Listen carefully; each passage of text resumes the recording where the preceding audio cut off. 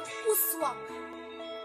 Usa ka pangandoy nga dugay na natong gustong mahiaguman. Kung asa ato kining makag-o, pinaagi sa pagpukaw sa atong kabatan-unan. Pag-uswag, mauki niya ang singgit sa nagahilak kong dughan. Gusto ko nang mawagtang ning kasakitan ug mapulihan sa kahimayaan. Sa dihang akong nabatian ang kusog nga unos sa hangin, akong napamaladungan nga dili na ako gustong magpabilin.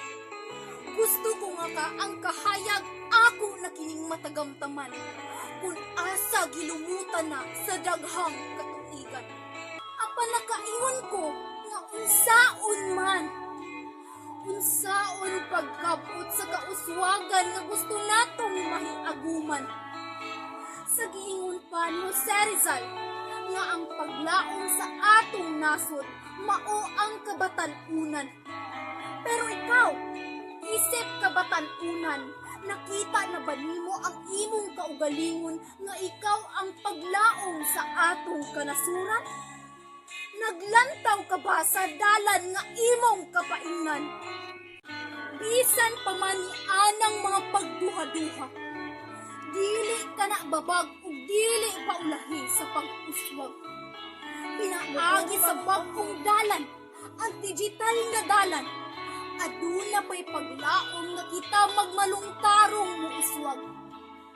Karon nga panahon, ang digital nga dalan mo'y giya kanatong mga kabatan-unan aron makasunod sa hustong dalan, ug kini maghatag kanato og kusog sa pagpadayon ug dili pag-unda. Gikan sa atong mga pag-click sa mga teknolohiya, ako naglaom sa pag-uswag sa atong kaugnaon, sa digital na kalibutan, sa atong pagsugod sa bag-ong mga pagpaningkamot ug mga pagtuod. Ako nagtuo nga ang atong kahibalo sa teknolohiya magpadayon sa atong mga damgo ug paglaom sa kausaban. Kabatan-unan nga giingon nga ang paglaom sa nasod, himua kini higayon alang sa atong kauswagan.